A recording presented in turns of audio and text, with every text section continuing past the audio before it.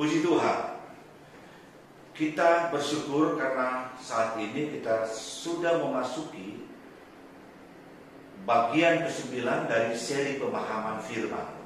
Dan sekarang kita sedang berada pada masa raya Pentakosta, yang oleh orang-orang Yahudi itu lebih dikenal dengan kata Shavuot atau Hari Raya 7 Minggu. Dalam pembahasan masa raya Tuhan, kita akan langsung melihat tentang bagaimana tahapan demi tahapan atau progres dari perjalanan kehidupan iman gereja Tuhan, orang-orang percaya, mengacu kepada perjalanan orang-orang Israel dari Mesir dan kemudian akan tiba di tanah perjanjian Kanaan.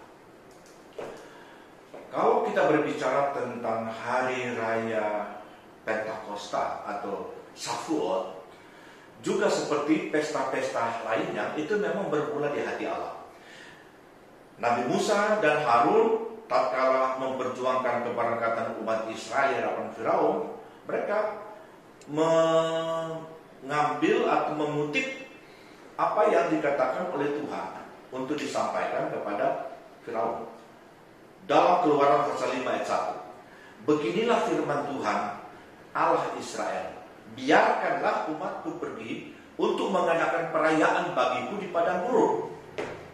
Jadi kita melihat di sini bahwa bangsa Israel bukan cuma bisa mengalami pengalaman yang ajaib, mereka bisa dimerdekakan dari perbudakan Mesir, mereka bebas, mereka tidak lagi harus bekerja bagi Firaun dan bagi Mesir.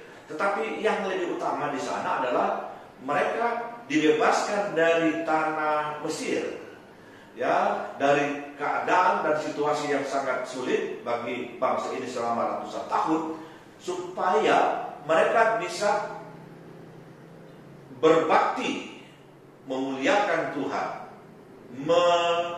melakukan suatu perayaan sukacita untuk menyenangkan hati Tuhan, sekaligus juga untuk kenikmatan kehidupan bangsa Israel yang telah dibebaskan itu. Dan pada hakikatnya Tuhan Allah itu sangat memperhatikan umat Israel, sehingga kalau kita memperhatikan tahap demi tahap dipimpinnya bangsa besar ini untuk mengalami perkara-perkara yang lebih mulia, untuk melukiskan betapa besar perhatian Allah. Dia berkata dalam Keluaran pasal 19 ayat 4, kamu sendiri telah melihat apa yang kulakukan kepada orang Mesir, dan bagaimana aku mendukung kamu di atas sayap Raja Wali dan membawa kamu kepadaku.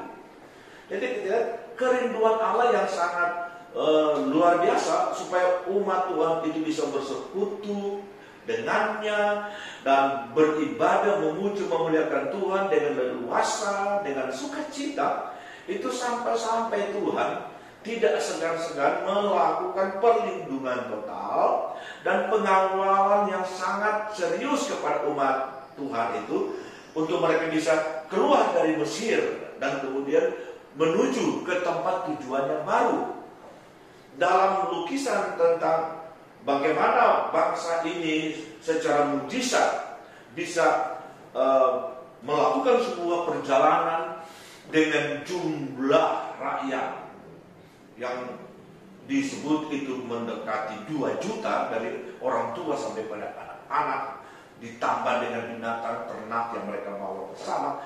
Itu adalah suatu rombongan yang sangat besar dan sukar bagi seorang Musa untuk dapat mengendalikan bangsa yang besar ini untuk tetap berada pada jalan yang seharusnya mereka tempuh. Tapi keajaiban Tuhan itu betul-betul mengawal mereka. Bahkan dalam gambaran di sini dikatakan bahwa mereka itu seperti didukung di atas sayap Raja Wali. Jadi Tuhanlah yang telah mengantar mereka dalam sebuah perjalanan yang sangat dahsyat dan luar biasa itu. Dan saya kira ini juga menjadi gambaran yang perlu kita simak dalam kehidupan kita. Kalau kita mencoba melihat apa yang dikatakan di dalam firman Tuhan, perjalanan bangsa ini, itu adalah juga merupakan role model dari perjalanan orang-orang percaya atau gereja Tuhan, ya, maka kita harus bersyukur bahwa kalau kita telah dibebaskan oleh Tuhan, telah dilahirkan kembali, kita memasuki satu fase perjalanan iman yang luar biasa. Dan jangan kita khawatir, kita pasti akan tiba di tempat tujuan asal kita tetap tinggal di atas sayap burung Raja Wali, di atas keajaiban kehendak kuasa Tuhan, di dalam tuntunan dan pertolongan Roh Kudus. Ayat-ayat yang berbicara langsung mengenai masa raya Pentakosta itu bisa saudara baca dalam kitab Keluaran pasal 19, ya. Itu juga dalam Ulangan pasal 16 ayat 9 sampai 12, juga dalam Keluaran pasal 23 ayat 16 sampai ayat 17, Keluaran 34 ayat 22 sampai 23. Secara khusus instruksinya ada pada Imamat 23 ayat 15 sampai ayat 24. Dalam Perjanjian Baru kita menemukan bagian ini tertulis dalam Kisah Rasul pasal 2, 2 Korintus pasal 3, Ibrani pasal 8. Nah, masa raya ini jatuh pada bulan Siwan atau bulan ketiga, sesuai dengan kalender rohani bangsa Israel. Pada saat itu Israel sedang berada pada penuaian biji-bijian, ya, penuaian biji-bijian itu seperti gandum, ya, dan sebagainya. Nah,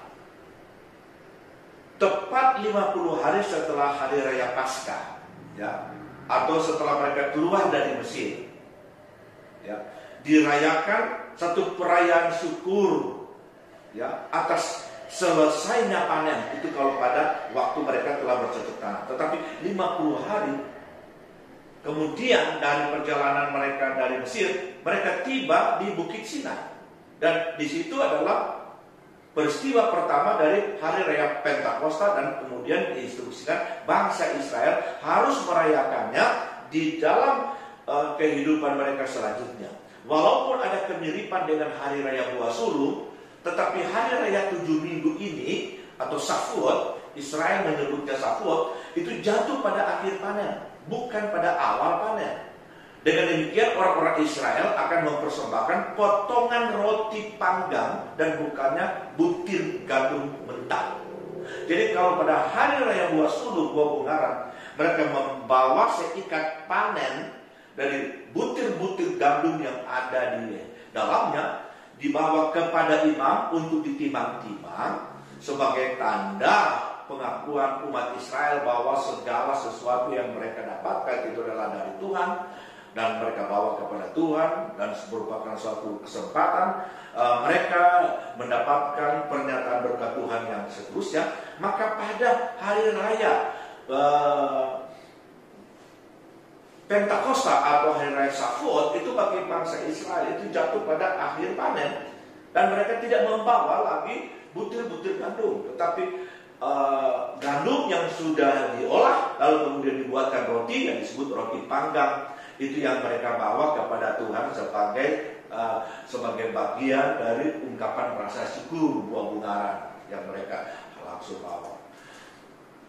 Nah, dalam sejarah perkembangan pelaksanaan masa raya ini, bangsa Israel dan umat Tuhan pada umumnya mengenal pesta ini dalam bulan ketiga sebagai pesta penuaian. Itu tercantum dalam Keluaran 23 ayat 16. Hari raya 7 minggu itu yang tercantum dalam Keluaran pasal 34 ayat 22, Ulangan pasal 1 ayat 10 ayat 16. Juga mereka kenal hari raya ini sebagai hari raya buah bungaran yang atau sama seperti Buah Sulung yang lalu, tapi ini adalah mereka membawa roti panggang. Itu dalam Bilangan pasal 28. Juga ini dikaitkan dengan hari raya penuaian atau penuaian gandum. Itu Keluaran 34. Hari raya menuai buah bungaran atau usaha umat Israel. Dalam Perjanjian Baru ini langsung disebut sebagai hari raya Pentakosta. Sebenarnya artinya sama. bahwa Safuat itu hari ke-50, hari raya 7 minggu itu kemudian juga adalah sama dengan hari raya ke-50, Pentakosta itu hari raya ke-50. Nah, rencana Allah sungguh luar biasa bagi bangsa ini ya. Kalau kita mencoba memperhatikan, justru pada hari Pentakosta ini Tuhan menyampaikan sebuah janji atau sebuah pernyataan yang sangat agung dan sangat membanggakan. Dalam Keluaran pasal 19 ayat 5 sampai 6, saya baca, jadi sekarang jika kamu sungguh-sungguh mendengarkan firman-Ku dan berpegang kepada perjanjian-Ku, maka kamu akan menjadi harta kesayangan-Ku sendiri dari antara segala bangsa. Sebab Akulah yang mempunyai seluruh bumi. Kamu akan menjadi kerajaan imam dan bangsa yang kudus. Haleluya. Ini merupakan satu pernyataan Tuhan kepada bangsa Israel, juga sebenarnya kepada umat percaya atau gereja Tuhan. Jadi kalau kita sungguh-sungguh mendengarkan firman Tuhan, berpegang kepada perjanjian-perjanjian Tuhan, maka kata Tuhan di sana, kita akan menjadi harta kesayangannya sendiri dari antara segala bangsa. Ini adalah suatu janji atau pernyataan yang serius yang dikatakan oleh Tuhan.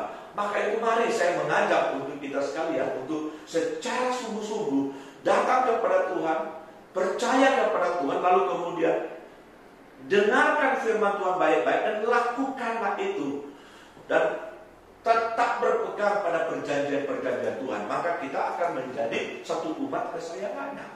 Nah, peristiwa dahsyat yang luar biasa di Sinai, yang merupakan peristiwa hari raya 7 minggu yang kemudian dirayakan ulang berulang setiap tahun, itu dapat kita lihat dalam laporan Musa dalam kitab Keluaran pasal 19 ayat 16 sampai ayat 20. Saya kira perlu untuk kita membaca seluruh bagian ini dalam Keluaran pasal 19 ayat 16 sampai ayat 20. Dan terjadilah pada hari ketiga, pada waktu terbit fajar, ada gurun dan kilat dan awan panas di atas gunung, dan bunyi sangkakala yang sangat keras sehingga gemetarlah seluruh bangsa yang ada di perkemahan. Lalu Musa membawa bangsa itu keluar dari perkemahan untuk menjumpai Allah, dan berdirilah mereka pada kaki gunung Sinai. Gunung Sinai ditutupi seluruhnya dengan asap, karena Tuhan turun ke atasnya dalam api. Asapnya membubung seperti asap dari dapur, dan seluruh gunung itu gemetar sangat. Bunyi sangkakala kian lama kian keras. Berbicaralah Musa, lalu Allah menjawabnya dalam gunung. Lalu turunlah Tuhan ke atas gunung Sinai, ke atas puncak gunung itu. Maka Tuhan memanggil Musa ke puncak itu, dan naiklah Musa ke atas. Ini adalah laporan langsung dari apa yang terjadi di Sinai. Setelah 50 hari mereka dalam perjalanan dari Mesir, mereka sudah tiba di sana. Tiba-tiba terjadi sesuatu yang luar biasa, yang sangat menakjubkan, dan membuat orang-orang Israel tergetar, terkesan, dan mereka betul-betul mengakui Allah Israel adalah Allah yang sangat hebat dan luar biasa. Nah, ada 5 pokok utama peristiwa yang terjadi di Sinai pada hari raya 7 minggu atau pada hari raya Pentakosta yang tercantum dalam Keluaran pasal 19 tadi. Ya, saya melihat 5 hal penting ini. Yang pertama adalah Musa naik ke bukit dan bercakap dengan Allah di sana. Yang berikut, Allah turun meliputi seluruh gunung dengan kehebatan dan kemuliaannya. Yang ketiga, 10 hukum Allah diberikan kepada bangsa Israel. Yang keempat, kemah sembahyang, keimamatan Harun Lewi, dan sistem pengorbanan itu ditetapkan. Dan yang kelima, bangsa Israel menjadi gereja di padang gurun. Artinya pergerakan bangsa Israel di padang gurun itu merupakan gambaran dan pergerakan gereja dari sejak mereka ditetapkan dan berdiri pada waktu peristiwa di Kamar Lotem Yerusalem, dan kemudian pergerakannya sampai pada hari ini. Nah, kalau kita memperhatikan apa yang dicantumkan dalam Keluaran 19 tentang bagaimana kehadiran Allah, ya, Allah begitu peduli dengan umat Israel. Allah senang mereka telah dibebaskan dari perbudakan Mesir. Allah senang mereka begitu serius dan sungguh-sungguh mencari Allah dan datang beribadah kepada Allah.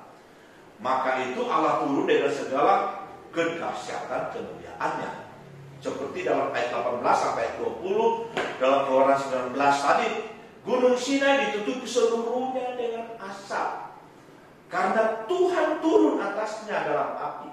Asapnya membubung seperti asap dapur, dan seluruh gunung itu gemetar sangat. Bunyi sangkakala kian lama kian keras, dan berbicaralah Musa, lalu Allah menjawabnya. Lalu turunlah Tuhan ke atas Gunung Sinai, ke atas puncak itu, maka Tuhan memanggil Musa ke puncak gunung itu, maka naiklah Musa ke atas. Tadi kalau kita memperhatikan di sini, itu bagaimana Allah turun, lalu kemudian Allah memberikan seluruh kelengkapan-kelengkapan kepada orang-orang Israel lewat Musa, supaya bangsa Israel ini bisa memiliki satu motivasi dan semangat dan kemampuan untuk melanjutkan perjalanan mencapai tujuan akhir. Dan itu juga yang kemudian nanti kita akan pelajari dalam apa yang terjadi pada hari raya Pentakosta di Kamar Lotem Yerusalem. Bahwa itu adalah peristiwa di mana Allah turun kepada murid-muridnya dan semua orang yang berhimpun di sana dan memperlengkapi mereka untuk suatu pergerakan dan perjalanan pelayanan penginjilan yang tidak akan berhenti sampai seluruh rencana Allah bisa tergenapi. Dan itulah suatu pergerakan yang terus bergerak dan berjalan sampai pada hari ini. Ketika Musa naik ke atas untuk berbicara dengan Allah, itu disebutkan bergetarlah seluruh permukaan tanah, dan kemudian ada tiupan angin yang hebat menderu di dataran pada gunung tersebut. Api berpijar-pijar di puncak gunung. Menurut Muras, itu sebuah komentar rabbinik tentang Alkitab, katanya ketika Allah memberikan Taurat, Ia memperlihatkan keajaiban yang tak terkatakan kepada bangsa Israel melalui suaranya. Allah berkata dan suaranya bergema ke seluruh dunia, dan semua orang menyaksikan guru mengguntur.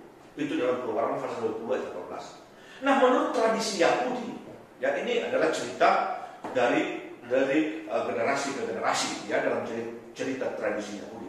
Ketika Allah berbicara kepada Musa, Ia tidak hanya berbicara dalam bahasa Ibrani, itu bahasa Israel, namun suaranya terpecah dalam 70 suara dan 70 bangsa, dalam 70 bangsa, sehingga seluruh bangsa akan mengerti. Dan ini adalah satu keyakinan dari orang-orang Yahudi secara tradisional menurut apa yang dikatakan oleh Muras, ya. Itu adalah keyakinan dari orang-orang Yahudi bahwa sebenarnya seluruh bangsa itu memaklumi apa yang merupakan kehendak Allah bagi bangsa Israel. Karena seperti yang dikatakan pada waktu dia berbicara secara dahsyat menggelegar di Sinai pada waktu itu, seperti suaranya terpecah sampai ke 70 bahasa utama yang digunakan oleh masyarakat manusia sampai pada hari ini. Jadi bahasa-bahasa utama itu adalah satu keyakinan tradisional. Dan juga kalau kita memperhatikan, di samping terjadi dialog antara Musa dengan Allah, bagaimana Allah berfirman kepada umatnya, itu adalah dialog. Kan? Kita lihat, nanti kita akan pelajari bahwa dialog ini memang adalah hal yang sangat utama pada waktu kita dibaptis oleh kuasa Roh Kudus, maka itu akan membangun sebuah dialog antara kita sebagai orang percaya atau gereja dengan Tuhan.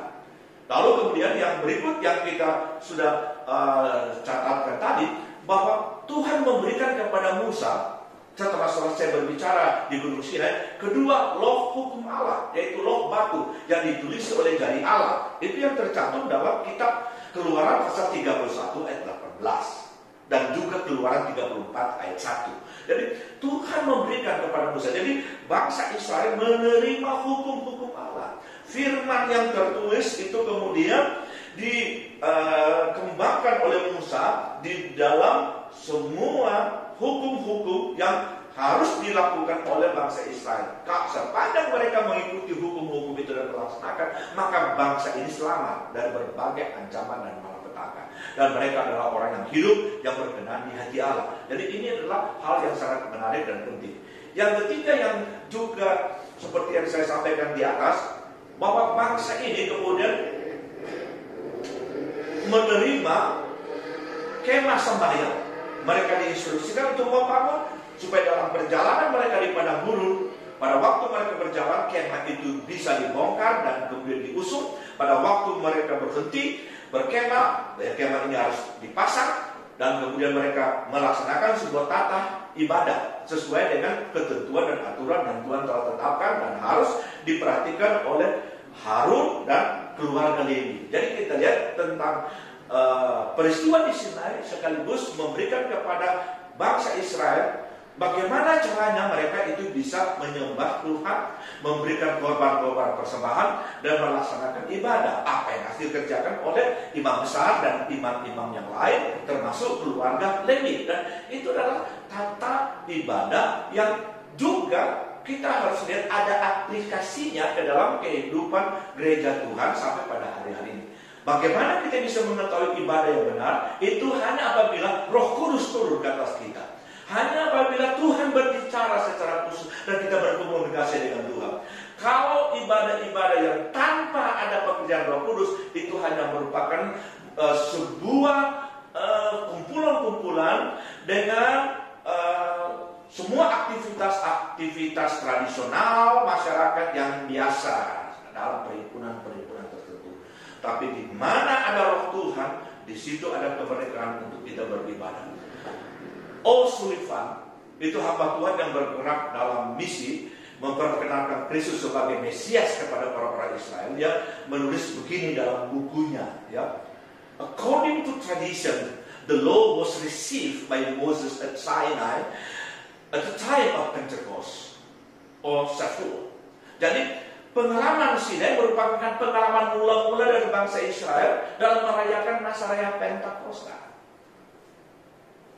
Bahwa pada waktu itu Taurat itu kemudian diturunkan sehingga umat Israel menerima dan melaksanakan hukum-hukum ilahi dalam semua tata kehidupan mereka, terutama dalam tata peribadatan mereka.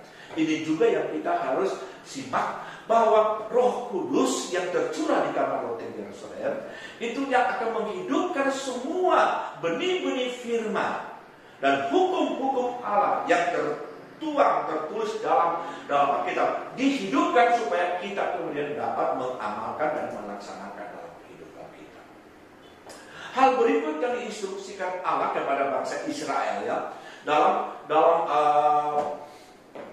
kehidupan praktis mereka adalah supaya mereka bersuka dan melakukan kemurahan selama masa Pentakosta. Jadi pada waktu hari raya Pentakosta, umat Tuhan diminta untuk memiliki generosity, ya, satu kerelaan hati untuk memberi dalam kemudahan.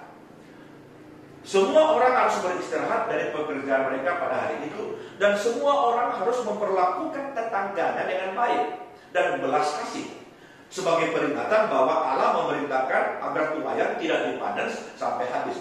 Jadi pada waktu itu Tuhan berkata bahwa kalau kalian panen setelah buah sulung dan kemudian memasuki masa panen pada hari Pentakosta, itu jangan semua yang ada di ladang itu dihabiskan. Dikatakan gandum di sudut-sudut ladang harus ditinggalkan tanpa gangguan. Dan setiap gandum yang jatuh ke tanah itu dibiarkan.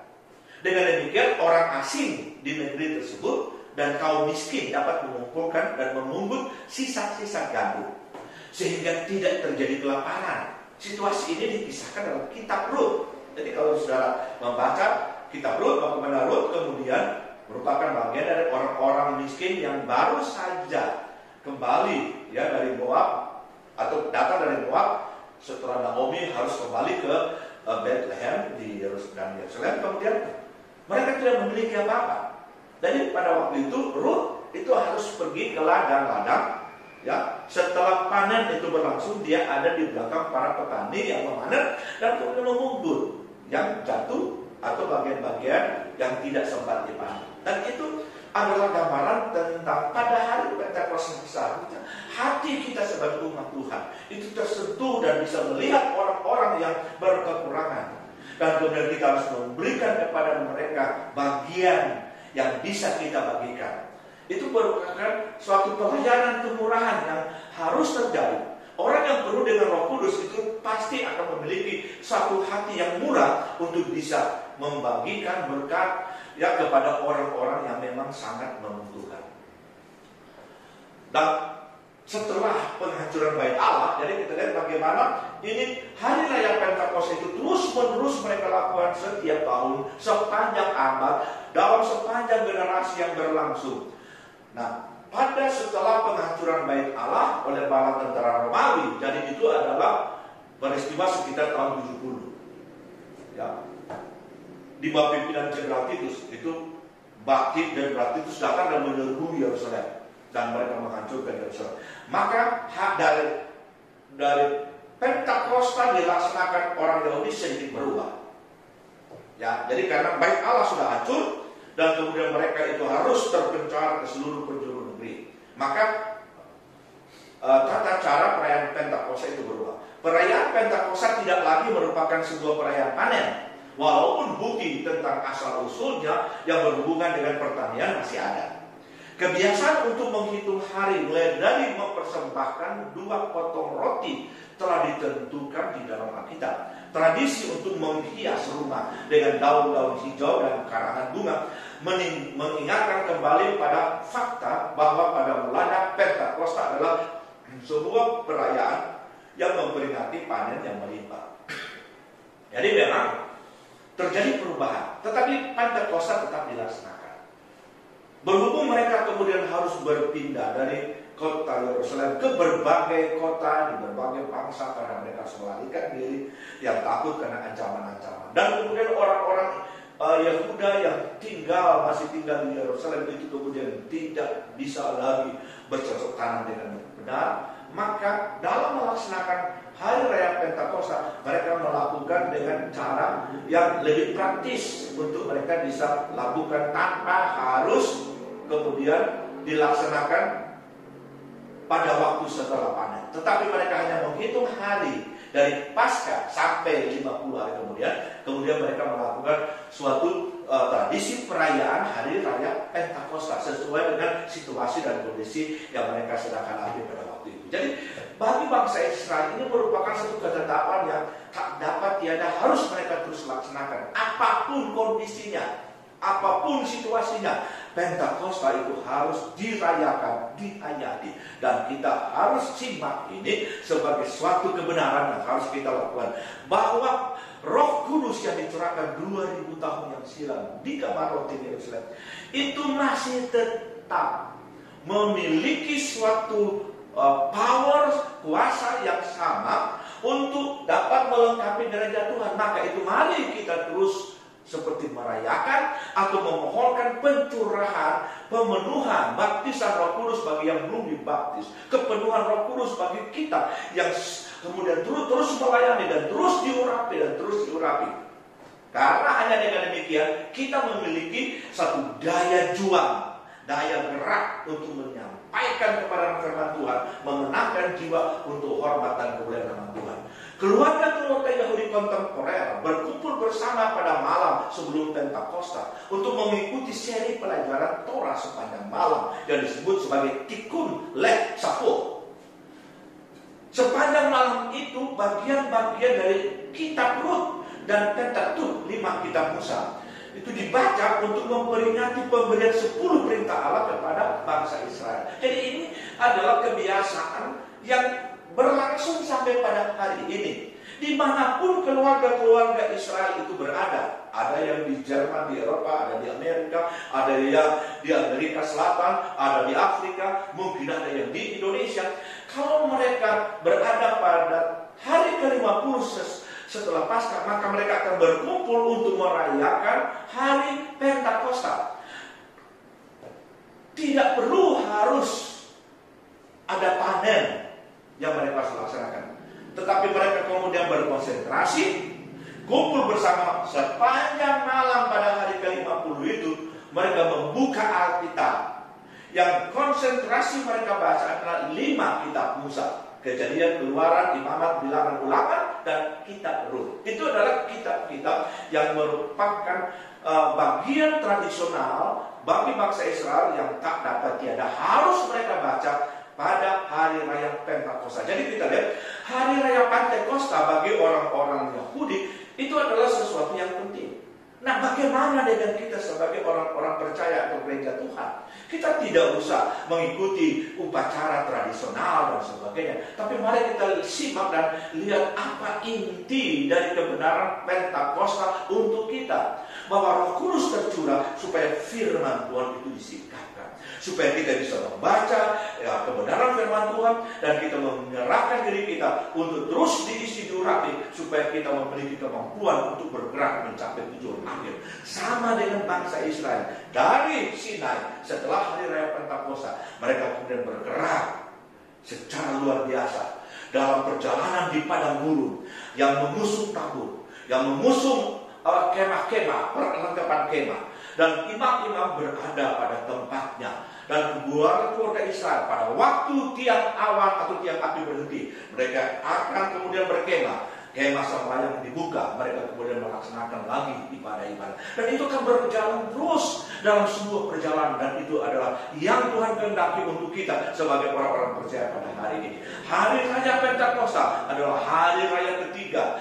Hari raya